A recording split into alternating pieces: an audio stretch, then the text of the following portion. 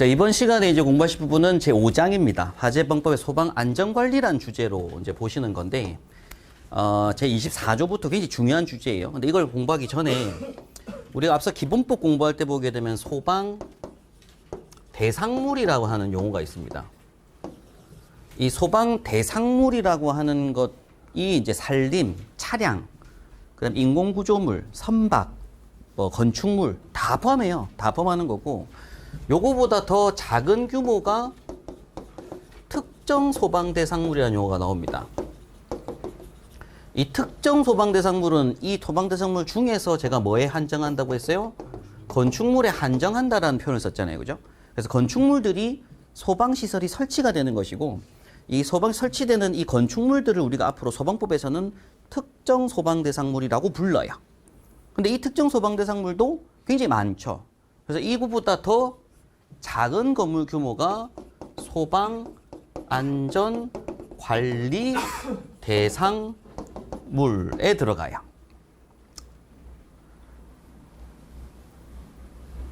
근데 요 안에 사이에 또 뭐가 들어갈 수 있냐면 사실 건축 허가 동의 대상물이 들어갑니다.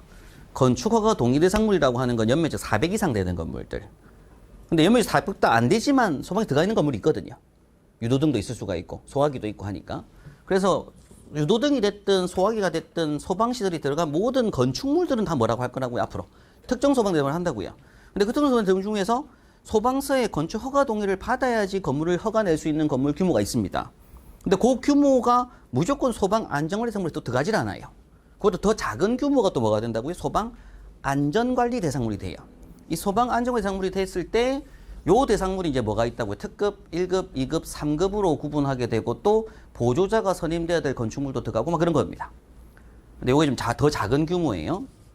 요게 이제 연면적이 600 이상입니다. 실제로 봤을 때. 건축물의 연면적이 600제곱미터 넘어가면 자탐이 들어가거든요. 그럼 1000 이상 규모, 이러면 간이 스프링 들어가고 뭐 이런 규모들이 이제 소방 안전관리자가 있어야 되는 건축물이고, 이 건물은 소방 안전관리자들이 책임을 지는 개념이 되는 거죠. 이거보다 작은 건물들은 관계인이 책임지는 거예요. 근데 이 안전관리 대상물부터는 안전관리자들이 책임지는 건물 형태가 만들어집니다. 건축법, 우리 소방법상 그렇죠.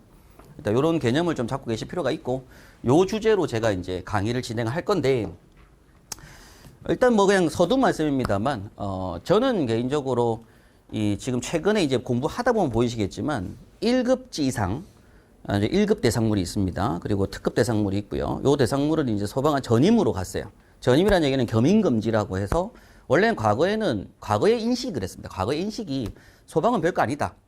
그러니까 전기안전관리자나 가스안전관리자가 소방까지 같이 하자. 그래서 전기안전관리자 하는 김에 소방도 해라. 그리고 또 과거에는 소방안전관리자 선임증만 걸어놓으면 되지. 뭐 이런 거였어요. 근데 이제 워낙 불나면 대형사고니까, 인명사고 나고 하니까 소방안전관리자들도 불안한 거죠. 그래서 이제는 소방안전관리를 전임화시키고, 소방안전관리 업무를 좀 더 체계화시키고, 소방안전관리자들이 어느 정도의 직업군화시키는 형성으로 가고 있는 시대입니다. 시기가 좀 그런 시대라고 봐요. 그래서 이제 그냥 뭐 참고 말씀입니다만, 강의 시작 전에 말씀드린 거지만, 지난달에 이제 저하고 제가 이제 사무총장으로 있으면서 요번에 그 한국소방안전관리자 협회라는 걸 지금 설립 운영하려고 교수님들하고 또 뭐 안전관리자 분들도 많이 참여를 하시고, 그래가지고 이제 좀 발기인대회도 하고, 이제 지금 소방청에 신청을 넣습니다. 넣는 시기 한 지금 연말까지 신청을 넣는데, 실제 원래 이제 안전원이 있어요. 앞에 기본법 공부하셨던 안전원이 있습니다. 근데 안전원은 현재 교육 위주의 단체로 돼 있는 상태고, 이제 증 발급하고 2년마다 한 번씩 보수 교육하고 기술자 교육하고 실무 교육, 이런 교육 위주의 단체인데, 원래 사실 그 단체는 과거에 방화관리자 협회였어요. 원래 단체 목적이 방화관리자들이 모였던 단체였는데 안전원이 된 겁니다. 근데 안전원 되면서 이제 재단법인화가 되다 보니까 사실 교육 위주 국가에서 받는 어떤 업무, 지시 업무들, 이런 거 단체가 되는데, 안전관리자들이 이제 워낙 요새 잡혀간 일도 많고, 그 다음에 수손 피해 발생하면은 보험 청구, 구상권 청구 받는 것도 많고, 근데 그런 부분들에 대한 보호가 하나도 없는 거죠. 현재 지금 시점 자체가. 그래서 그냥 안전관리자 분들의 어떤 의견을 좀 들었고, 저도 이제 그 도움 주는 의도로 해가지고 같이 한번 동참해가지고 지금 진행 중인 상태고, 아마 지금 전국적으로 어떤 지회 설립을 하고 소방청 신청도 들어가고 서류 지금 만드는 중이라서 뭐 정관 제적도 하고, 그래서 어떤 권익보호가 필요하다 싶습니다. 제 개인적인 생각은 그렇습니다. 예, 그래서 어떤 법률적인 어떤 무조건 안전관리자들한테 책임만 전가하는 이런 걸 떠나서 이제 권리도 있어야 되는 거죠. 책임이 주어진다고 하면 당연히 고칠 수 있는 의무 권한도 있어야 되고 건축주한테 당당하게 이걸 고쳐야 된다는 권리도 있어야 되고 그리고 저는 개인적으로는 인식 변환입니다. 소방안전관리자 인식이 좀 어떠냐면은 그냥 증만 걸어놓고 말지라는 거예요. 근데 나중에 불나면 분명히 엄청 크게 다가오거든요, 그게. 그리고 모르는 거죠. 인지를 안 하는 거예요. 그게 엄청나게 큰 책임인데. 그래서 그런 부분에 대한 자기가 해야 될 업무를 자세하게 알고 어떤 일을 하루하루 해야 되고 한 달에 어떤 일을 해야 되고 내가 1년을 어떻게 관리해야 된다는 걸 알고 근무를 해야지 혹시나 불이 나더라도 화재 날 수는 있거든요. 근데 그걸 대비하는 대비가 돼야 되는데 서류적인 것도 아무것도 안 돼 있고 그냥 나는 증 걸어놨는데 하면 뒤에 가면 불려가면 조사가는 겁니다. 제대로 안 돼 있으면 그냥 끌려가는 거고 또 구상권 청구 받는 거고 구상권 청구 받기 전에 수선피해 발생하는 것도 차기 전에 갖춰야 될 뭐 보험도 있겠지만 갖춰야 될 서류 같은 것들이 있거든요. 그래야 나는 구상권을 안 받아요. 그런 것들에 대한 지식이 없는 거죠. 그래서 그런 부분들을 조금 더 이제 좀 더 정착화시키고 안정화시키는 게 필요하다라는 게 이제 생각이고 또 이제 직업군도 이제 소방산업군 자체가 거의 좀 포화 상태거든요. 지금 현재 보면은. 그러니까는 이제 새로운 직업군의 형태. 그러니까 저 안전관리자들이 잘하면 이 산업도 훨씬 더 같이 따라가 잘 될 수가 있거든요. 인식 자체가 변하면. 그래서 이제 안전관리자들도 어느 정도의 좀 현재 좀 의무감, 뭐 책임감도 있으면서 또 지식도 있는 그런 어떤 직업군의 형태. 그러니까 요새는 그래갖고 이번에 아까 삼성에서 연락 오고 전화 그렇습니다. 저한테 전화 가지고 직원 뽑는다고 안전관리 구한다고. 그러니까는 그런 이제 대기업들도 인식 변환되고 있거든요. 예전에는 그냥 담당 과장이 그냥 네가 좀 따라 수첩 따라 따가지고 안전관리 선임 좀 해놔라 이랬는데 이제는 전문화된 안전관리자 뽑으려고 하는 거죠. 현장에 있던 기술자들을. 네, 그런 시대입니다. 시대가. 그리고 그런 분들이 저는 안전관리를 제대로 해야지 훨씬 더 화재율이 줄어들 거라고 봐요. 대응도 빨리 되고. 그런 부분에 있어서 이 안전관리라는 주제가 굉장히 중요하다. 일단 이런 말씀 드리고요. 거기 협회도 한번 뭐 관심을 한번 가져주시면 좋을 것 같습니다. 자, 24조입니다. 화재방법 제24조. 특정 소방대상물의 소방안전관리예요. 특정 소방대상물 중에서 전문적인 안전관리가 요구되는 대통령으로 정하는 특정 소방대상물, 요걸 소방안전관리대상물이라고 하게 되고 요거의 관계인 소유자, 관리 점유자는 소방안전관리 업무를 수행하기 위하여 제30조 제1항에 따른 소방안전관리자 자격증을 발급받은 사람을 소방안전관리자로 선임을 해야 된다. 소방안전관리자가 선임되기 위해서는 반드시 소방안 자격증을 발급받은 사람이 돼야 된다. 그런 얘기를 하는 거죠. 이 경우 소방안전관리자 업무에 대하여 보조가 또 필요한 대통령 정하는 대상물의 경우에는 요 주 안전관리자 외에 보조자 역시도 추가로 선임이 또 돼 있어야 된다. 그래서 건물 규모가 크면 클수록 아니 메인 안전관리 1명, 뭐 보조가 2명, 3명 이렇게 있을 수도 있다. 이런 얘기입니다. 자, 이번에 다른 안전관리자는 이게 다른 안전관리자라는 게 뭐냐면 가스 안전관리자, 전기 안전관리자도 있거든요. 다른 법령에 따라서 소방 대상물 중 소방 안전관리 업무의 전담이 필요한 이게 이제 특급하고 1급입니다. 정하는 대상물의 소방 안전관리자를 뭐 할 수 없다, 겸할 수 없다. 여기는 특급 1급으로 지금 현재 대통령이 정해놨어요. 근데 이것도 지금 이제 또 최근에 보면은 그 입법발의 나온 거 보면은 다시 특급 1급 소방청에서 만들어놨는데 1급을 또 빼려고 하더라고요. 입법발의 나온 거 보면은. 왜냐면 이제 건물주들의 항의가 있었던 거지. 돈이 많이 나가니까 겸임 계속 할 수 있게 해달라. 이건 특급만 먼저 하자. 1급 늦추자. 소방청에서 지금 반발하는 중이고 입법발의 나온 상태고. 이런 거에 대한 제가 또 의견서도 그 국회의원분들한테 막 보내고 했거든요. 이거는 우리가 선진국화 되는 건데 이걸 갖다 후진국화 되면 안 된다. 이게 전림화 되는 게 저도 계속 맞다고 생각하고 있고. 일단 현행법상은 현행 소방청에서 만들어 놓은 제도인데 이게 특급하고 1급은 전임입니다. 겸할 수 없다. 다만 다른 법령에 특별한 규정이 있는 경우 그러지 않아도 해서 지금 뭐냐면은 중소기업법이라고 해서 건물 규모가 작은 건물 같은 경우 아파트도 공동주택법에 보면 내년도까지입니다. 24년도 1월까지는 겸임할 수 있게끔 해놨어요. 유예가 있어요. 그래서 지금 현재 유예하고 있지만 그게 올해 연말에 거의 끝이 납니다. 내년도 되면 무조건 전임하도록 돼 있는데 이 전임 시행되기 전에 지금 입법 발의 막 넣은 거예요. 몇몇 국회의원들이 건물주들 얘기 들으니까. 그래서 1급은 빼자, 뭐 이런 것들. 아파트 빼자, 뭐 이런 식으로. 근데 이제 그거에 대한 또 반발이 지금 청에서 있는 상태고. 그런 얘기 중입니다, 현재. 자, 1항에도 불구하고 25조 1항에 따른 관계인은 소방안전관리 업무를 대행하는 관리업자를 감독할 수 있는 사람을 지정하여 소방안전관리자로 선임할 수가 있다. 그런 얘기를 합니다.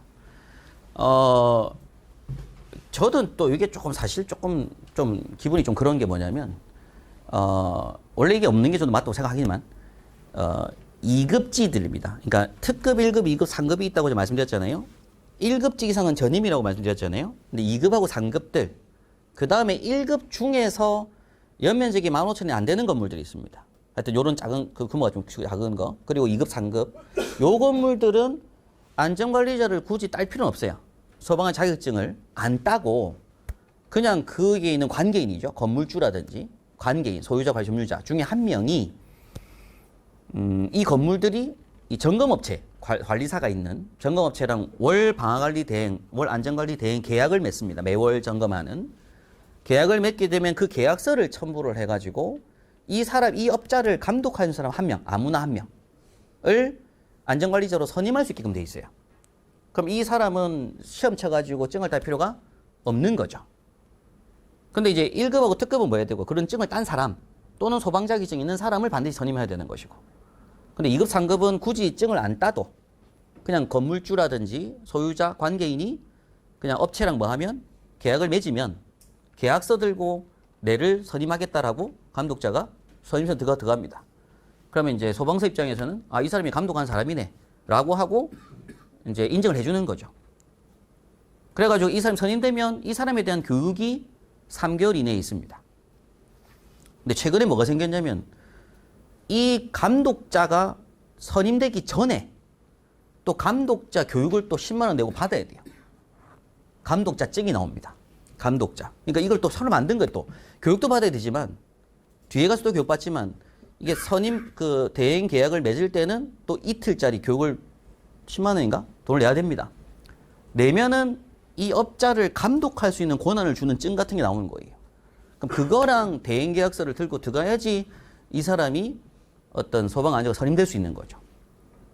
그러니까 돈 쓸 일이 막 많아지는 겁니다. 지금 이게 제도가 막 생기면서. 하여튼 그렇게 좀 많이 생겼다. 그리고 이제 또 협회비를 내고 뭐 안전원 대비를 내면 이제 3개월 내에 뭐 한다고요? 또 교육받게끔 되니까 교육비도 내야 되죠 또. 예. 요런 식으로 해서 비용 나가는 게 좀 많아져가지고. 그래서 지금 뭐 안전 입장에서도 워낙 교육이 많으니까. 예. 요런 교육을 받아야 된다. 뭐 이런 얘기를 하고 있습니다. 근데 일단은 2급, 3급은 현재 전임은 아닌 거고 2급, 3급은 전임하지 않고 뭐 하는 거 실제로는 이제 건물주가 그냥 이 업체가 월 관리를 할 거니까 이 업체를 감독할 수 있는 자가 안전관리자 선임될 수 있다라는 거잖아요. 근데 중요한 건 그렇습니다. 이렇게 선임되더라도 불이 나잖아요. 화재가 나고 인명피해가 발생합니다. 무조건 안전관리자 책임이에요.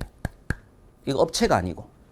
업체는 점검을 했는지에 대한 부분, 자체 점검을 제대로 했는지에 대한 부분, 이 사람들이 해야 될 업무를 평상시 했는지에 대한 부분이 어떤 조사 대상이지, 실제로 불이 났을 때 어떤 인명 대피하고 사람들이 화재 사고가 안 나게끔 재산 피해를 줄이고 하는 목적을 가지는 사람들은 이 안전관리 잘하 이겁니다. 그래서 나중에 어떤 사고 시에 만약에 이제 업체가 예를 들어 지적을 한 부분을 갖다가 공사를 이제 지적을 못했던 부분들, 예를 들어서 업체 건업체가 점검을 했는데 모르고 넘어간 부분이 있다. 그럼 안전관리자가 모를 수 있잖아요. 거기서 문제가 생겨서 만약에 화재로 인한 조사를 했을 때 나오면 업체가 책임질 사항이 생기겠죠. 근데 업체는 점검을 제대로 똑바로 했고, 고치라고 조치란 조치 명령, 어떤 조치에 대한 내용도 많이 전달했고, 근데 안전관리자가 그 조치를 제대로 안 했다. 라고 하게 되면 당연히 안전관리 책임입니다. 아무튼 그래서 안전관리 책임은 정말 많은 거예요. 근데 이제 문제는 그 부분에 대한 어떤 공사에 대한 권한, 권리, 이런 부분들이 이제 필요하다라는 거고, 일단 이렇게 된 자는 교육을 받아야 된다. 뭐 이런 얘기를 하고 있습니다. 일단 이렇게 할 수 있다. 뭐 이런 얘기를 하는 거죠. 그 다음에서 이제 안전관리자 및 보조자의 선임 대상별 자격 및 인원 기준은 대통령으로 정하고, 선임 절차 등, 이건 양식이니까 그런 것들은 행안부령으로 정한다. 시행 규칙에 나와 있을 거다. 이런 얘기를 합니다. 그래서 이 내용들을 사실 이제 이어서 여러분께서 이제 보실 게 시행령에서는 21조, 22조는 필요 없고요. 시행령 이거는 뭐 심의회 이런 것들이라서 취약제 이런 것도 필요 없습니다. 여기죠. 25조. 시행령은 25조부터 이제 관련된 주제들이고, 그리고 시행 규칙에서는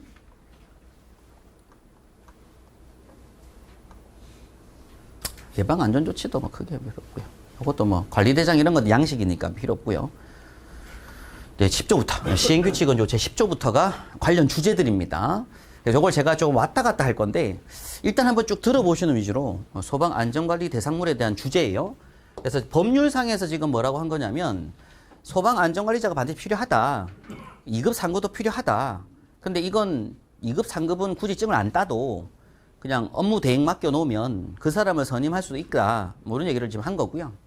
그리고 주가 있을 거고 보조가 있을 거다. 뭐 이런 얘기를 지금 한 거죠. 법률에서. 그래서 이어서 이제 체크할 게 이제 요거. 대상별 자격 및 인원규 대통령령이라고 하니까 시행령 시행규칙 좀 보겠습니다. 이어서. 제 25조에 보면 소방안전관리자 및 보조자를 두어야 하는 특정소방대상물이라고 해서 법 24조 1항 전단에 따라 특정소방대상물 중 전문적인 안전관리가 요구되는 특정소방대상물의 범위와 같은 조 사항에 따른 선임 대상별 자격 및 인원 기준은 별표 4와 같다. 그래서 앞서 별표 1, 2, 3 중요했지만 별표 4도 중요하다라는 거고요. 그 다음에 이어서 법 24조 1항 9단에 따라 소방의 보조자를 추가로 선임해야 되는 대상물의 범위와 같은 조 사항에 따른 보조자 선임 대상별 자격 및 인원 기준은 또 별표 5와 같다. 이런 얘기를 합니다. 별표 4, 별표 5. 자, 3번은 읽고만 넘어갈게요. 자, 1항에도 불구하고 건축물 대장 현황도에 표시된 대지경 예산 안의 이 지역도는 인접한 2개 이상의 대지에 제1항에 따라 안전관리를 두어야 하는 대상물이 2 이상 있고 그 관리에 관한 권한을 가진 자가 동일인인 경우에는 이를 하나의 대상물로 보고 이 경우 대상물이 별표 4에 따른 등급 중 2 이상에 해당하면 그 중에서 등급이 높은 대상물로 본다. 요 3번 얘기는 뭐냐면 공장들이 그런 게 있어요. 큰 대규모 사업장들 보면 어느 지역에 갔을 때 그 산업단지 내에 요 1공장, 2공장, 3공장, 4공장 등이 있습니다. 근데 이게 같은 지역구 내에 있어요. 근데 떨어져 있는 거죠. 그럼 1공장, 2공장, 3공장, 4공장이 다 동일인인 거예요. 한 회사들 거. 그럼 이때 1공장의 안전관리자, 2공장의 안전관리자, 3공장 안전관리자, 4공장 안전관리자 따로 있을 필요가 없다는 얘기입니다. 그러니까 요 중에 급수가 제일 높은 건물 규모로 한 명의 안전관리자가 모두 다 뭐 할 수 있다? 관리, 안전관리 할 수 있다라는 조항이에요. 요 조항의 의미는. 그래서 그렇게 소방서에서 일단 안전관리 선임할 수도 있다라는 얘기입니다. 근데 이제 뭐 저는 이것도 이제 건물마다 있어야 되는 게 맞다 생각하는데 일단은 그렇게 될 수 있다라고 해서 이제 좀 그냥 어느 정도 이제 좀 완화시켜 주는 거죠. 완화시켜 주는 법안들이 아직 있다 이런 얘기입니다. 그래서 중요한 건 이제 별표 4하고 별표가 중요하다 이거죠. 내용 자체는 그래요. 그래서 저하고 이제 볼게 화재 예방법 시행령의 별표 4번입니다. 한글 말고 PDF 한글이 되나? 별표 4번. 그 다음에 별표 5번도 한번 같이 열어놓고 갈게요. 별표 5번.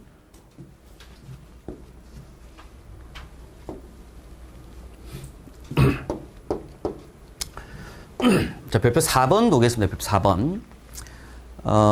소방안전관리자를 선임해야 되는 소방안전사물의 범위와 소방안전관리자의 선임 대상별 자격 및 인원 기준이라고 하는데요. 자, 1번에 특급 대상물이 있습니다. 특급. 자, 특급 대상물이란 지하층을 제외한 층수가 50층 이상의 지상 층수입니다. 지상 층수가 50층 이상이거나 지면에서부터 높이가 200m 이상인 아파트. 그리고 지하층 포함이죠. 요건 지하층 포함. 이게 왜 포함이 되는지 모르겠어요. 일단 뭐 지하층 포함이 이건 지하층 포함. 다르죠. 요 두 개가 좀 다르죠. 30층 이상입니다. 그럼 지하 5층에 지상 25층도 들어가는 거예요.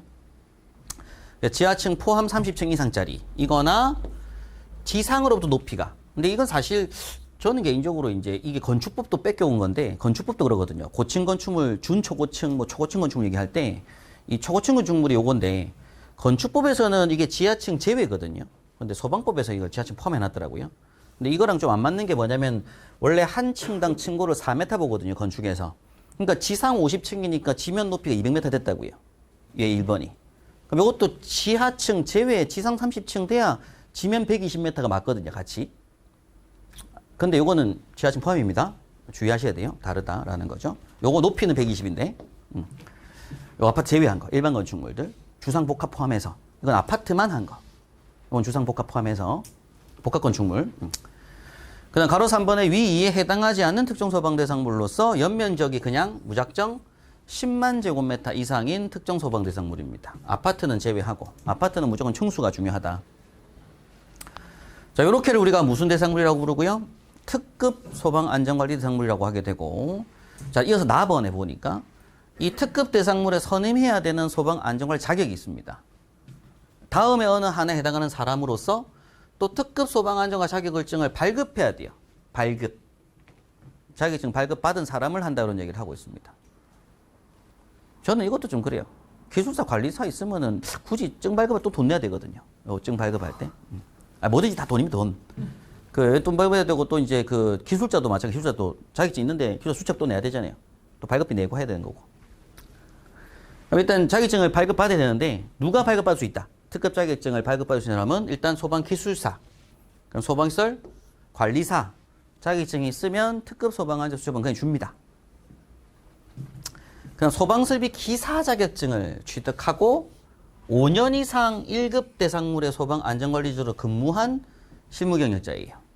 그러니까 1급 소방안전관리자 수첩이 따로 있는데 그거 말고 소방설비 기사하고 산업기사 자격증은 산업기사도 마찬가지지만 1급 선임을 할 수 있거든요. 그냥 소방 자격증, 산업기사, 기계전기 아무 상관없이 하나만 있으면 기사도 마찬가지고 그럼 그걸로 1급을 선임할 수 있습니다. 그럼 기사 자격증 따가지고 1급 자격을 받아가지고 1급에 선임을 한 경력을 5년 이상 하게 되면 그냥 준다 이거죠. 특급 소방안 수첩을. 돈 내면 줘야 이건. 네. 그 다음에서 소방설비 산업기사 자격을 취득하고 7년 이상 1급 소방안전관리자로 또 근무한 경력이 있으면 또 그냥 줘요. 시험 안 치고. 특급 시험 안 치고 그냥 줍니다. 그러니까 앞으로 저는 개인적으로 1급 대상물의 소방안전관리 선임할 때 자격증을 취득하고 선임하는 게 훨씬 낫다 이거죠. 1급 수첩 따가지고 선임하는 것보다 소방자격증 산업기사 기사 따가지고 1급 선임해 놓는 게 훨씬 더 도움된다 이겁니다. 그리고 이 경력이 제가 앞서 말씀드렸지만 공사법 할 때 말씀드렸지만 이 경력이 업체로 가더라도 소방 실무 경력 인정을 해주거든요.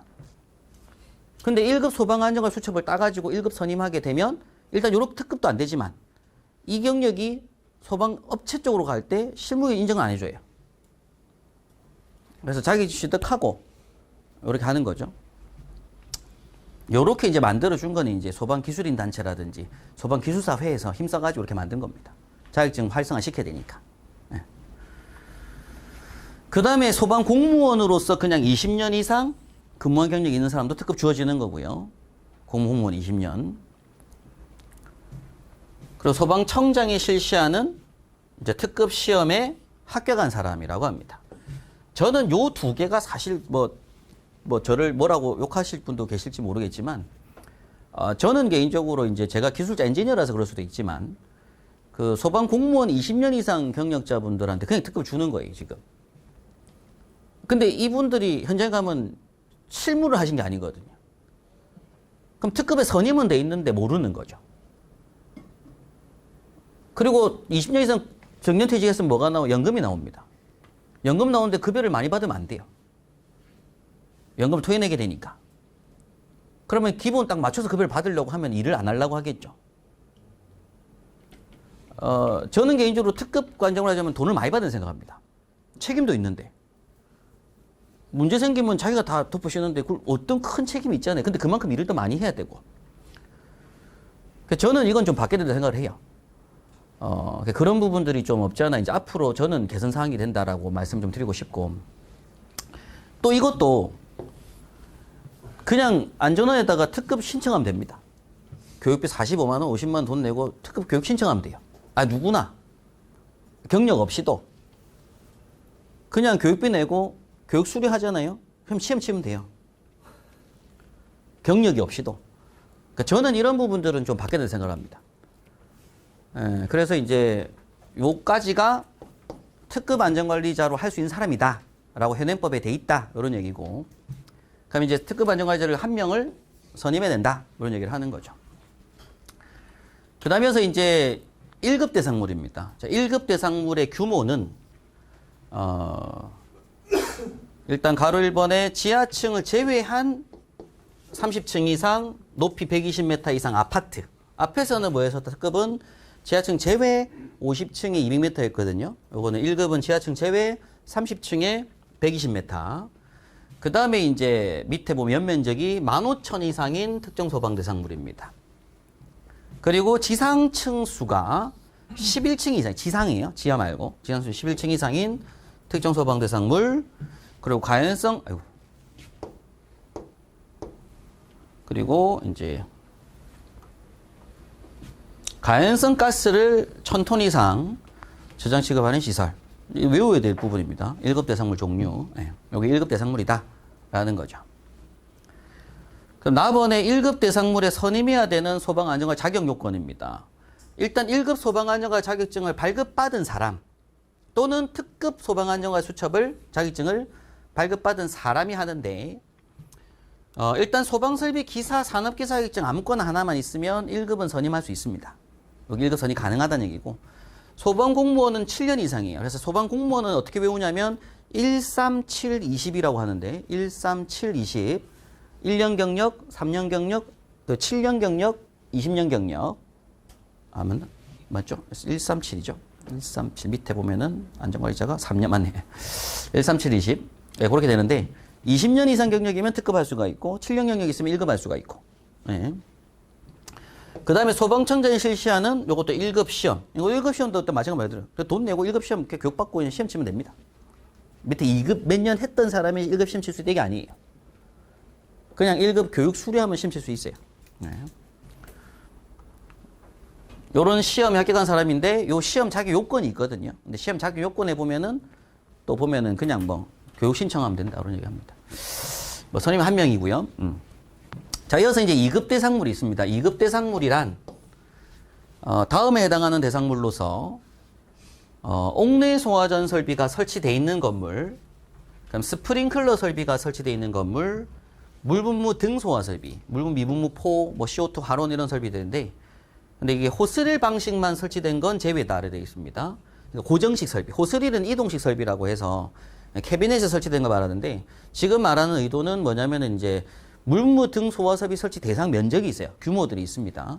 그 규모 해당됐을 때 천장에 고정식으로 설치한 여러 설비들 설치가 돼 있을 때, 이건 수동 설비니까 결국 자동 소화 설비.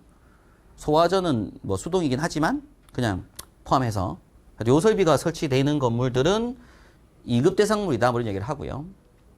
그리고 가연성 가스 100톤에서 1000톤 미만, 앞에 1000톤 이상이 1급이었으니까. 그리고 지하구는 이제 원래 없었습니다. 원래 없다가 그때 아현동 그 KT 그 지하 화재 사건 발생한 이후에 생겼는데, 이제 지하구도 무조건 안전관리 선임해 놓자. 그래가지고 2급으로 선임해 놓자. 이렇게 정해 놓은 거죠. 책임질 사람이 있어야 된다 이겁니다. 결국에 이걸 말하는 이유는 전부 다 책임질 사람이에요. 그러니까 지하구 그때 아현동 화재 사건 났을 때도 정보통신이 다 죽었었는데도 아무도 책임질 사람이 없었습니다. 그러니까는 이 지하구에다가 안전관리 한 명을 선임시켜 놓자 이거죠. 그러면 뭔가 각인을 하고 인지를 하고 관심을 둘 거다 이런 겁니다. 그런 내용이고. 그 다음에 이제 공동주택, 그러니까 위에서 봤던 그 특 1급에 해당되지 않는 공동주택들은 전부 다 2급이다 이런 얘기를 하는 거고요. 그 다음에 이제 보물 또는 쿠프로지 목적 건축물. 요것도 5번도 없다가 3번하고 5번도 없다가 다 불나고 나서 만든 겁니다. 5번도 이제 예전에 그 남대문 화재 사건 나고 난 이후에 생겼어요. 그 남대문 화재 사건 났는데 또 그것도 책임자 아무도 없던 거죠. 그러니까 뒤에다가 목적 건축물 문화재는 무조건 2급 선임을 또 해놔라. 뭐 이렇게 한 겁니다. 근데 문제는 선임되신 분들이 그냥 선임만 되면 안 되잖아요. 이제 선임됐으면은 좀 더 잘 알고 평상시에 무슨 업무를 내가 해야 되고 이런 것들을 좀 많이 알아야 되는데 그런 게 좀 안 돼 있더라 이거죠. 인식 자체도 아직까지 좀 그렇고. 근데 이게 좀 바뀌면 전 우리나라 소방이 훨씬 더 발전할 거라고 보거든요. 예. 그래서 나번에 2급 대상물에 선임해야 되는 소방관 자격 요건 보면은 다음 어느 하나에 해당하는 사람으로서 2급 안전관 자격증을 발급받은 사람, 뭐 또는 특급 1급이 있는 사람 이런 얘기하고 이제는 위험물 기능장, 위험물 산업기사, 위험물 기능 자격이 있는 사람도 2급할 수 있다. 소방공무원 3년, 그리고 소방청장이 실시하는 2급 대상물의 시한의 시험에 합격한 사람, 그 다음에 이제 기업 쪽에서 어떤 특별법에 따른 소방 안전관 선임된 사람, 그럼 선임인은 뭐 1명 이상 선임해야 된다. 이런 얘기를 합니다. 다음 상급 대상물인데요. 상급 대상물은 일단 간이 스프링클러하고 그 다음에 자탐 설비입니다. 여기 연매지 600짜리라고 보시면 되고요. 간이 스프링클러도 뭐 간이 스프링클러 설치 대상을 나중에 소방시설법 공부하셔야 되겠지만 간이 스프링클러가 설치될 규모들이 있거든요. 보통 1000제곱미터하고 뭐 노유자하고 이런 때는 600으로 기준돼 있는데 300에서 600도 있고 이런 기준들. 숙박시설도 현재는 뭐 숙박시설 무조건 스프링클러? 네. 일단 간이가 설치될 규모들이 있습니다. 나중에 소방시설법 나오는데 이런 규모들은 3급이라도 해라. 3급 선임을 해야 된다. 이런 얘기를 하고 있습니다. 그러니까 상급해야 되는 자격 요건은 소방 공무원은 1년이고요. 1년 경력. 소방청장이 실시하는 상급 시험에 합격한 사람. 당연히 요거는 앞에 위에 있던 소방설비기사, 산업기사 있으면 상급도 할 수 있습니다. 당연히. 선임은 1명. 선임해야 된다. 이런 얘기를 하고 있는 거죠. 밑에 비고사항 설명은 일단 기본적으로 이 특급 1급 대상물 중에서 지하고는 아무리 면적 규모가 크더라도 2급이다 그런 얘기입니다. 특급 1급엔 포함 안 된다. 지하고는 아무리 커도 2급이다 그런 얘기고 뭐 동식물원 이런 것들은 제외된다 이런 얘기고 특급 1급 대상은 제외한다. 2급, 3급 중에 들어갈 수 있다 그런 얘기인데 1급은 아니다 그런 얘기죠. 면적이 아무리 커도. 그 다음에 자격. 특급 대상물에 선임해야 되는 안전관리 자격을 선정할 때 동일 기간에 수행한 경우 2가지 이상의 자격 기준에 해당되는 경우 하나의 자격 기준에 대해서만 그 기간을 인정하고 기간이 중복되지 않는 실무 경우에는 각각 기간을 실무 경력으로 인정한다. 이 경우 나누어 합한값이 1 이상이면 소방 선임 자격을 갖춘 것으로 본다. 그런 얘기를 합니다. 근데 이건 선임할 때 참고하고 그런 필요해서 뭐 계산법 보실 건 아닐 것 같습니다. 여기 이제 자격 요건, 아까 근무 경력 이런 것들 포함시켜야 되니까 공무원 3년도 있고 하니까 이런 경력을 맞춰야 된다라고 하는 건데 지금 요 별표가 중요해요. 중요한 이유가 이제 소방 안전관리 상물의 종류 그리고 거기에 들어갈 수 있는 선임 자격 요건에 대한 부분입니다. 그럼 이어서 별표 5번을 같이 보는데요. 별표 5번은 뭐냐면 이제 소방 안전관리 보조자가 또 있어요. 보조자. 좀 전에 보셨던 건 메인 주 1명의 선임자였고 보조자를 선임하는 대상물이 있습니다. 그게 이제 보면 별표 4에 따라 선임해야 되는 대상물 중 다음 항목 어느 하나에 해당하는 대상물로서 일단 가본에 보면 300세대 이상 아파트, 규모가 큰 아파트, 그 다음에 연면적이 15,000 이상인 특정 소방 대상물, 그 다음에 위 두 가지를 제외한 대상물 중 기숙사, 의료, 노유자, 수련, 숙박시설입니다. 근데 숙박시설은 관계인이 24시간 상시 근무하고 있는 숙박시설, 그리고 연면적, 바닥면적 합계가 1,500 미만인 숙박시설은 보조자 제외한다. 이런 얘기를 하고 있습니다. 이것도 이제 숙박업계에서 워낙 반발을 해가지고, 이렇게 뭐 법이 좀 제정이 된 거고, 연면적이 이제 바닥면적 합계가 1,500 미만, 그 다음에 이제 관계인이 24시간 상시 근무하는 숙박시설은 작은 모텔들 같은 거는 제외된다. 이런 얘기죠. 일정 규모 있는 숙박시설들, 호텔급 되는 뭐 이런 것들입니다.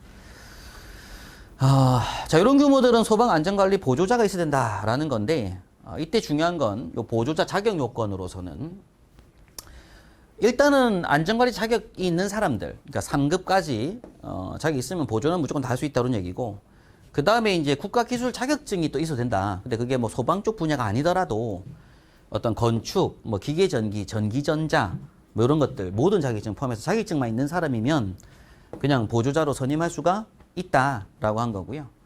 그 다음에 이제 공공기관의 또 공무원들이죠. 사실 공무원들이 신청해서 받는 건데, 공공기관 소방안전관리에 관한 규정에 따른 강습교육. 강습교육은 뭐냐면은 이제 교육의 단어가, 교육 용어가 실무교육, 뭐 보수교육, 강습교육, 뭐 수시교육, 뭐 이런 용어 막 나옵니다, 앞으로. 근데 이 중에서 이 강습교육이라고 하는 건 뭐냐면은 지금 여러분께서 받는 교육처럼 돈 내고 받는 거. 그게 강습교육입니다. 근데 이제 실무교육이라고 하는 건 이미 자격증을 딴 사람들이 2년마다 한 번씩 받는 교육을 실무교육이라고 하고, 강습교육은 자격증을 따고 싶은 사람이 받는 거. 그걸 강습교육이라고 해요. 그럼 공공기관에서 공공기관 소방안전관리자 수첩이 따로 있거든요. 공공기관 소방안전관리자. 요거는 이제 돈 내고 강습교육 신청하고 시험을 안 칩니다. 이 공공기관은. 공공기관은 그냥 뭐만 하면 된다. 강습교육을 수료만 하면 돼요. 수료증이 나오거든요. 그걸로 선임할 수 있도록 되어 있습니다. 공공기관은 그래요. 그래서 이제 공무원들은 시험 치지 마라 이거죠. 시험 안 치고 그냥 해주겠다 뭐 이랬는데 그런데 강습교육만 수료하면 된다. 그런 얘기입니다.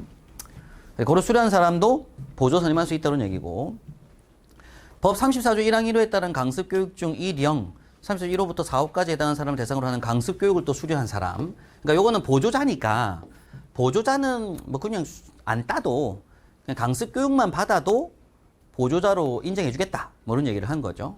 보조자는 따로 시험 치지 마라. 뭐 이런 얘기입니다. 그 다음에 이제 소방 안전 관련 업무에 2년 이상 근무한 경력이 있는 사람을 소방 보조자로 선임할 수 있다라고 하고 있습니다. 근데 이 마번이 좀 애매해요. 안전 관련 업무에 2년 이상인데 그냥 건물 내에 지속적으로 있었던 사람만 갖다 그냥 소방 안전 관련 업무 했다고 해가지고 뭐 경력증에서 만들어가지고 보조 선임할 수 있습니다. 근데 보조 선임되면 그분이 보조자가 되면서 이제 그분은 최초 3개월 이내 교육 한번 받고 2년마다 또 교육 받아야 되거든요. 그런 사람은 할 수 있다. 뭐 이런 얘기를 합니다. 자, 선임 인원수인데 일단 기본은 한 명을 해야 돼요. 한 명이. 아까 그 규모들은 앞에 봤던 대상들은. 다만 초과되는 300세대마다 한 명 이상을 추가로 선임해야 된다라고 해가지고 아파트의 경우 초과되는 300세대마다이기 때문에 요거는 어떻게 되냐면 전체 세대 수가 나옵니다. 예를 들어 1283세대다. 그럼 거기서 1283세대가 총 세대 수라고 하게 되면 거기서 일단은 300을 빼고 나누기 300 해가지고 나오는 올림수로 보시면 되는 의도인데, 계산법은 그래요. 계산법은 그런데 이런 거죠. 300에서 599명? 뭐, 근데 599세대? 요 정도까지는 그냥 한 명 하겠다 이겁니다.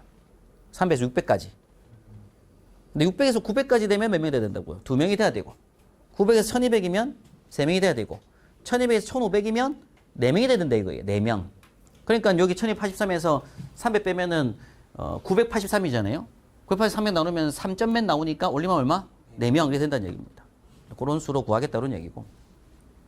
근데 밑에 나번은 1호 남옥에 따른 소방안전상물이 15,000 이상짜리거든요. 그게 한 명인데 또 초과되는 연면적 15,000제곱미터마다 한 명씩 추가 선임해야 된다고 하니까 요건 주어진 제곱미터가 있어요. 그럼 거기서 15,000을 한번 빼고 나누기 15,000을 해가지고 나오는 또 올림수를 하면 됩니다. 같은 방법이에요. 기본 방법 자체가. 요건 요렇게 풉니다. 인원수를 구할 때. 요런 것들도 이제 올림수 해가지고 인원수 푸는 것도 한번 뒤에 한번 문제 풀 때 보시게 될 건데. 그래서 뭐 11만 제곱미터다면 11만에서 15,000 빼고 그 나온 수를 나누기 15,000에서 올림수 한 수가 보조자 수입니다. 있어야 될 총수. 자, 근데 밑에 보니까 가로 열고 24위 소방대가 24시간 상시 근무하고 있고 소방 자동차나 이런 것들이 설치가 된 경우에는 3만 제곱미터마다니까 요때에는 주어진 면적에서 15,000을 빼요. 일단 15,000 빼기 맞습니다. 15,000 빼고 나누기 3만 해가지고 나오는 올림수예요. 요때는 요런 조건이 있을 때는 그렇게 해서 인원수를 구합니다. 그래서 이제 요 대상물이었다라고 하게 되면 의도가 그런 거죠. 15,000에서 45,000까지가 한 명인 거예요. 75,000까지가 두 명인 거고. 근데 위의 대상물일 때는 15,000에서 3만까지가 한 명인 거고, 3만에서 45,000이 두 명인 거고. 이런 식인 거죠. 그 외에 나머지 대상물들, 요게 뭐다? 밑에 아까 숙박, 의료, 노유자 있던 것들, 이런 것들은 그냥 몇 명 무조건 한 명만 있으면 된다. 요건 뭐 더 있을 필요 없다. 한 명만 보조 선임되면 된다. 이런 얘기를 하고 있습니다. 그래서 메인 안전관리자도 한 명 있지만 보조자도 있어야 된다. 그렇게 소방서에는 기록이 남아 있어야 된다. 이런 얘기인 거죠. 그죠? 네.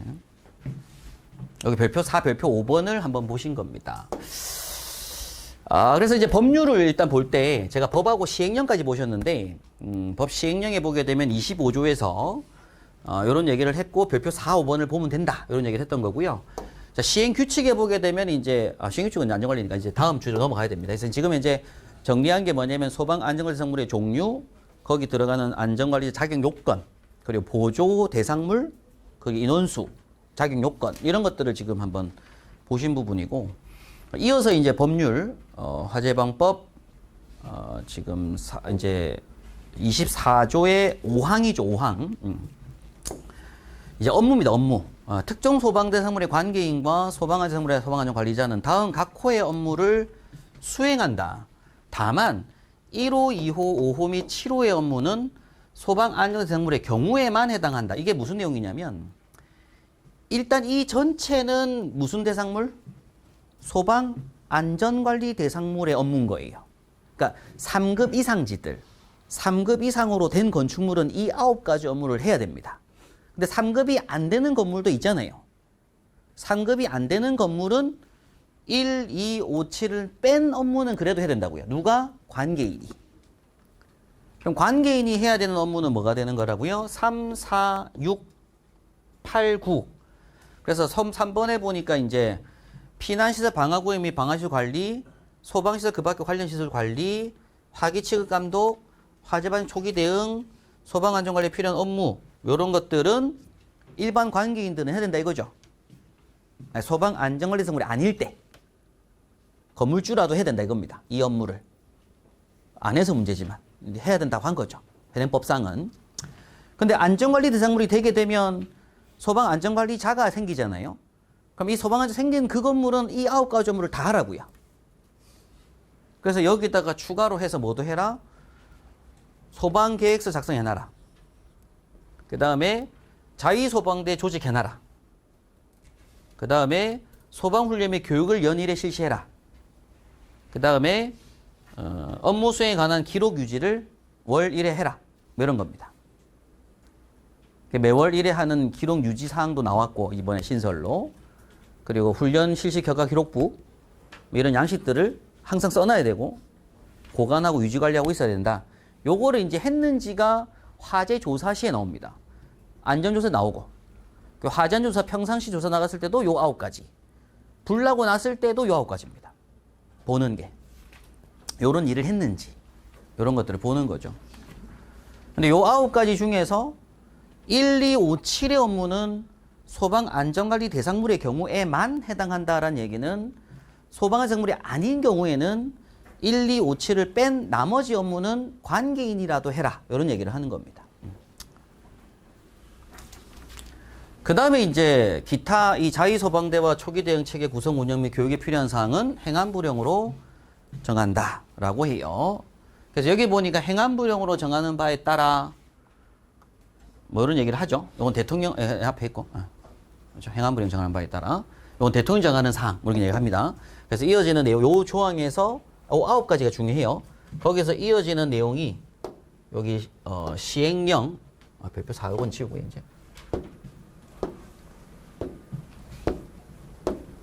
시행령에 보면 제26조에 소방안전관리 업무 전담 대상물이라고 해서 이건 앞에 했던 거. 아까 대상물에서 그 특급하고 제가 1급은 전임해야 된다고 얘기했던 거. 그거 얘기고. 그 다음에 이제 소방계획사항 27조에 법 24조 5항 1호에서 대통령이 정하는 사항이란 다음 각호의 사항을 말한다. 라고 해가지고 요게 뭐냐면 소방계획서 작성에 들어가는 사항이 15가지입니다. 그러니까 업무는 9가지고요. 소방계획서 안에 들어가는 사항은 15가지예요.